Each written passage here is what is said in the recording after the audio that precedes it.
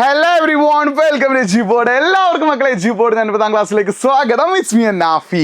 അപ്പം through the Sandy expanse മണലാരണ്യത്തിലൂടെ എന്നുള്ള 7ാമത്തെ ചാപ്റ്ററിൽ നിന്ന് നിങ്ങളുടെ ക്രിസ്മസ് എക്സാമിന് ചോദിക്കാൻ ചാൻസ് ഉള്ള വളരെ ഇമ്പോർട്ടൻ്റ് ആയിട്ടുള്ള കുറച്ച് ക്വസ്റ്റ്യൻസ് ആണ് നമ്മൾ ഇന്ന് ഡിസ്കസ് ചെയ്യാൻ പോകുന്നത്. അപ്പോൾ നമ്മുടെ വീഡിയോ ഒന്ന് ലൈക്ക് ചെയ്യുക, പരമാവധി ഫ്രണ്ട്സിലേക്ക് ഒന്ന് ലിങ്ക് ഷെയർ ചെയ്യട്ടോ. അപ്പോൾ ഒന്നാമത്തെ ക്വസ്റ്റ്യൻ പിടിച്ചോ.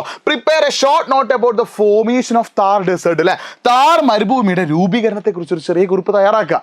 അതിന് മുന്നേ ഞാൻ നിങ്ങളോട് ക്വസ്റ്റ്യൻ ചോദിച്ചാൽ നിങ്ങൾ അതിന് ആൻസർ കമൻറ്റ് ബോക്സ് ടൈപ്പ് ചെയ്യുമ്പോൾ നിങ്ങളുടെ പേരും നിങ്ങൾ പഠിക്കുന്ന സ്കൂളും കൂടി ചേർന്ന് എന്ത് ചെയ്യണം, ഒന്ന് കമൻറ്റ് ചെയ്യണം കേട്ടോ.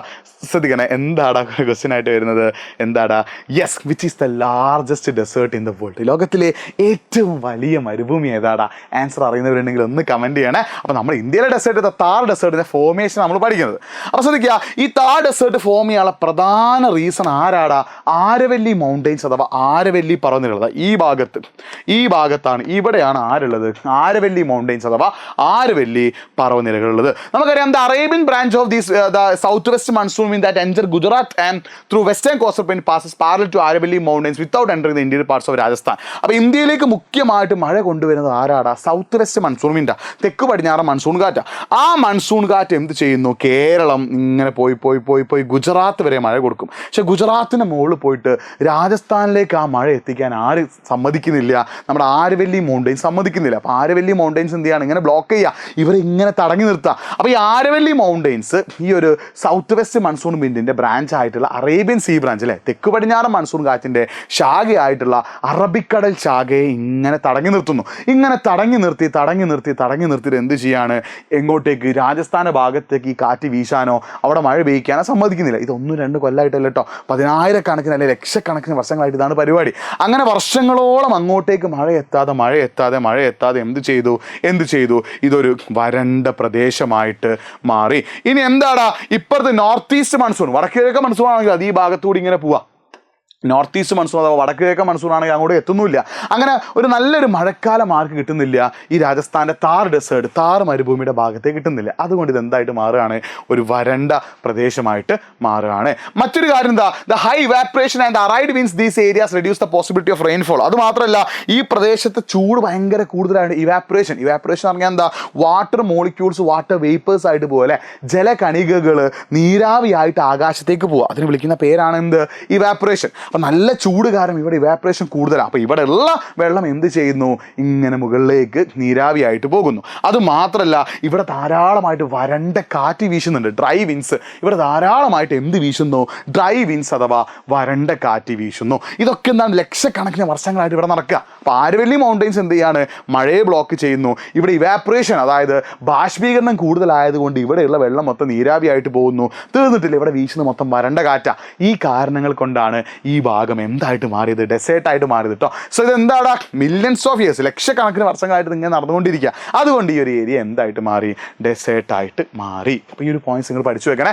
ഇനി നിങ്ങളുടെ ക്രിസ്മസ് എക്സാമിന് 100% ഉറപ്പ്, ഞാൻ വെറുതെ പറയില്ല, 100% ഉറപ്പായിട്ടും ചോദിക്കുന്ന ഒരു ക്വസ്റ്റ്യൻ നമ്മൾ ഡിസ്കസ് ചെയ്യാൻ പോവാണ്. അപ്പോൾ നമ്മുടെ വീഡിയോ ഒന്ന് ലൈക്ക് ചെയ്തിട്ട് പരമാവധി ഫ്രണ്ട്സിലേക്ക് എന്ത് ചെയ്യുക? ലിങ്ക് ഒന്ന് ഷെയർ ചെയ്യട്ടെ. അത് വളരെ ഇമ്പോർട്ടൻ്റ് ആണ്.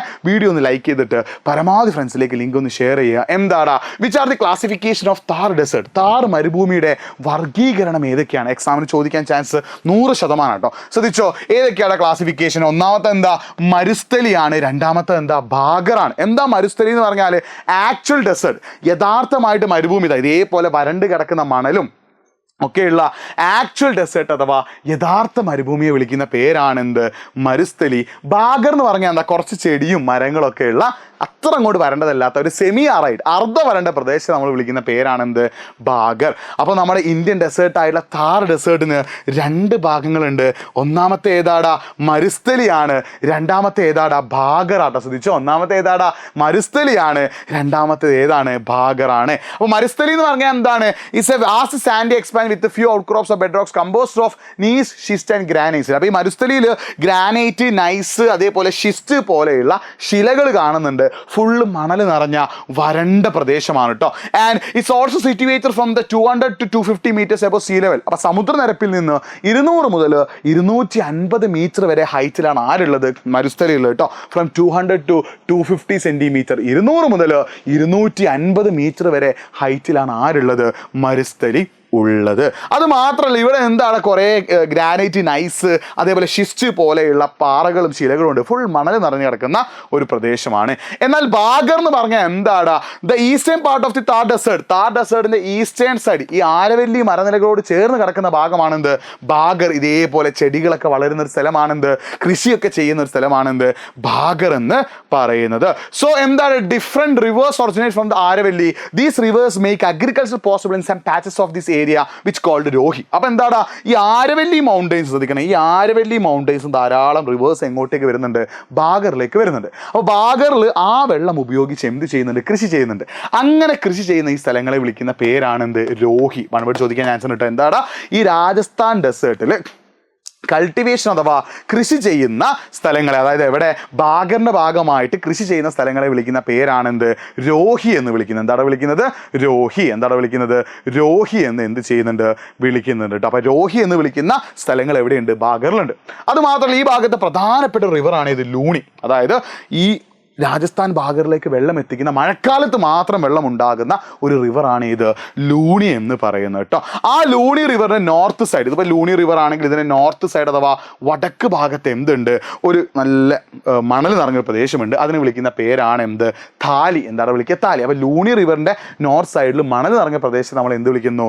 താലി എന്ന് വിളിക്കുന്നു. പിന്നെ ഈ രാജസ്ഥാൻ ബാഗറിന്റെ മറ്റൊരു പ്രത്യേകത എന്താ? ഇതേപോലെയുള്ള സോൾട്ട് ലേക്ക്, ഉപ്പുണ്ടാക്കുന്ന ഒരുപാട് ഏരിയാസ് എവിടെയുണ്ട്? രാജസ്ഥാൻ ബാഗറിലുണ്ട്. ഏതൊക്കെയാടാ? ദിദ്വാന, സർഗോള്, കാത്തു. ഏറ്റവും വലുത് ഏതാടാ? സാമ്പറാട്ടോ. ശ്രദ്ധിക്കണം, ഏതാണ് ഏറ്റവും വലുത്? ഏതാടാ?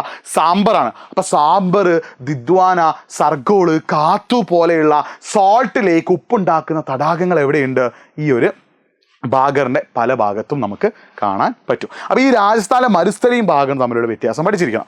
പിന്നെ ഇവിടെ നിന്ന് ഒരു 4 മാർക്കിന് ചോദിക്കാൻ ചാൻസ് ഉള്ള ഒരു ക്വസ്റ്റ്യൻ ആണ്, explain the different climate in the Thar desert. അല്ലെ, താർ മരുഭൂമിയിലെ വ്യത്യസ്ത കാലാവസ്ഥകൾ വിശദീകരിക്കാൻ. അപ്പോൾ ശ്രദ്ധിക്കുക, താർ മരുഭൂമിയുടെ സമ്മർ, അതായത് വേനൽക്കാലം എന്ന് പറഞ്ഞാൽ ഇവിടുന്ന് എങ്ങോട്ടേക്കാടാ? മാർച്ച്, ഏപ്രിൽ, മെയ് മാസങ്ങളിലാണ് പ്രധാനമായിട്ട് ഇവിടുത്തെ സമ്മർ സീസൺ.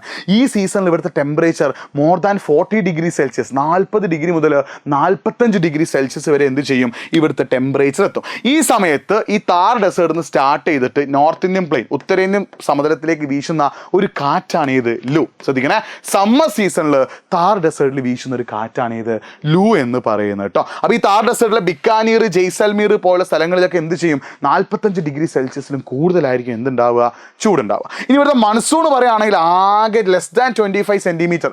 അതായത് കേരളത്തിലൊക്കെ ഒരു ദിവസം ലഭിക്കുന്ന മഴയാണ് എവിടെ കിട്ടുക? താർ ഡെസേർട്ടിൽ ഒരു ഇയറിൽ മൊത്തം ലഭിക്കുക. അത്രയും കുറച്ച് മഴ ലഭിക്കുന്ന സ്ഥലങ്ങളാണ് ഇത് ഇവിടുത്തെ മൺസൂൺ സീസൺ. ഇനി ഇവിടുത്തെ വിന്റർ സീസൺ ആണെങ്കിലോ ഡിസംബർ മുതൽ, ശ്രദ്ധിക്കണം, ഡിസംബർ മുതൽ ഫെബ്രുവരി വരെയാണ് എന്ത്? താർ ഡെസേർട്ടിലെ വിന്റർ സീസൺ എന്ന് പറഞ്ഞാൽ. അപ്പോൾ ആ വിന്റർ സീസണിൽ ബിക്കാനീർ, ചുരു, സിക്കാർ എന്ന സ്ഥലങ്ങളിലൊക്കെ എന്ത് ചെയ്യുന്നു?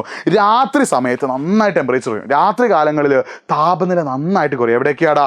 ബിക്കാനീർ, ചുരു, സിക്കാർ പോലുള്ള സ്ഥലങ്ങളിൽ നൈറ്റ് ടെമ്പറേച്ചർ അഥവാ രാത്രി താപനില നന്നായിട്ട് കുറയും. ലെസ് ദാൻ 0 ഡിഗ്രി സെൽഷ്യസ്, 0 ഡിഗ്രിയിലും താഴത്തേക്ക് എന്ത് ചെയ്യുന്നു? ഇവിടുത്തെ താപനില രാത്രി കുറയുന്നു. പകൽ എന്തായിരിക്കും? ഒരു 30 ഡിഗ്രിയിലേക്കൊക്കെ എന്ത് ചെയ്യാറുണ്ട്? 30 ഡിഗ്രി, 25 ഡിഗ്രിയിലേക്കൊക്കെ എന്ത് ചെയ്യാറുണ്ട്? ഇവിടുത്തെ താപനില എത്താറുണ്ട്. പിന്നെ ഇവിടുത്തെ പ്രത്യേകം എന്താടാ? ഏറ്റവും വലിയ പ്രത്യേകത ക്ലിയർ സ്കൈ. വിന്റർ സീസൺ, ശൈത്യകാലത്ത് എന്തായിരിക്കും? ഇവിടെ തെളിഞ്ഞ ആകാശമായിരിക്കും. ലോ ഹ്യൂമിഡിറ്റി, ആർദ്രത കുറവായിരിക്കും. അതേപോലെ ചെറിയ ചെറിയ കാറ്റുകൾ, നല്ല തണുത്ത കാറ്റുകൾ എന്ത് ചെയ്യുന്നു? ഇടയ്ക്കിടയ്ക്ക് വീശാറുണ്ട് കേട്ടോ. അപ്പോൾ ഇതാണ് എന്തിൻ്റെ പ്രത്യേകത? വിന്റർ സീസൺ അഥവാ ശൈത്യകാലത്തിൻ്റെ പ്രത്യേകത. അപ്പോൾ ഇത് മൊത്തത്തിൽ എക്സാമിന് 4 മാർക്കിന് ചോദിക്കാറുണ്ട്. ഇനി നിങ്ങൾക്കൊരു ഹോംവർക്ക് ഉണ്ട്. Which are the natural boundaries of Thar desert. Thar മരുഭൂമിയുടെ സ്വാഭാവിക അതിരുകൾ ഏതൊക്കെയാണ്? എക്സാമിന് ചോദിക്കാറുണ്ട്. അപ്പോൾ ഇത് നിർബന്ധമായിട്ട് നിങ്ങൾ കമൻറ്റ് ബോക്സിൽ ഇതിന് ആൻസർ ഒന്ന് ടൈപ്പ് ചെയ്യുക. നിങ്ങൾ ആൻസർ ടൈപ്പ് ചെയ്യുമ്പോൾ നിങ്ങളുടെ പേരും നിങ്ങൾ പഠിക്കുന്ന സ്കൂളും കൂടി ചെയ്തിട്ട് എന്ത് ചെയ്യുക? ഇതിന് ആൻസർ ഒന്ന് ടൈപ്പ് ചെയ്യണം. നിങ്ങൾക്ക് അറിയാൻ നോക്കാനാണ്. ഇനി എൻ്റെ ഇൻസ്റ്റാഗ്രാം ഹാൻഡിൽ ഇവിടെ കൊടുക്കുന്നുണ്ട്, നിങ്ങളൊന്ന് ഫോളോ ചെയ്യുക. നിങ്ങൾക്ക് 9ാം ക്ലാസ് റിലേറ്റഡ് ആയിട്ട് എന്ത് പ്രശ്നങ്ങളുണ്ടെങ്കിൽ, നിങ്ങൾക്ക് എന്ത് ഡൗട്ടുകൾ ഉണ്ടെങ്കിലും, എന്ത് ഇഷ്യൂസ് ഉണ്ടെങ്കിലും നിങ്ങൾ എന്ത് ചെയ്യുക? nafi.edupod എന്നുള്ള ഇൻസ്റ്റാഗ്രാം ഐഡിയിലേക്ക് ഒന്ന് മെസ്സേജ് അയക്കുക. ഒന്ന് ഫോളോയും ചെയ്ത് വെക്കട്ടെ. കാരണം ഈ ഒരു പേജിൽ ഒരുപാട് കുട്ടികൾ മെസ്സേജ് അയക്കുന്നുണ്ട്. അവിടെ ഒരുപാട് പ്രോബ്ലത്തിന് എനിക്ക് സൊല്യൂഷൻ കൊടുക്കാൻ പറ്റിയിട്ടുണ്ട്. അപ്പോൾ nafi.edupod എന്നുള്ള ഈ ഒരു ഇൻസ്റ്റാഗ്രാം പേജിലേക്ക് നിങ്ങൾ എന്ത് ചെയ്യുക? ഒന്ന് മെസ്സേജ് അയച്ചാൽ നമുക്ക് സെറ്റാക്കി എടുക്കാം കേട്ടോ. അപ്പോൾ മറ്റൊരു വീഡിയോയുമായിട്ട് വീണ്ടും കാണാം. It's me Nafi signing off. അപ്പോൾ ഈ ഹോംവർക്കിന് ആൻസർ നിങ്ങൾ കറക്റ്റായിട്ട് എന്ത് ചെയ്യുക? കമൻറ്റ് ബോക്സ് ടൈപ്പ് ചെയ്യുക. വീണ്ടും കാണാം. അതുവരേക്കും ബൈ.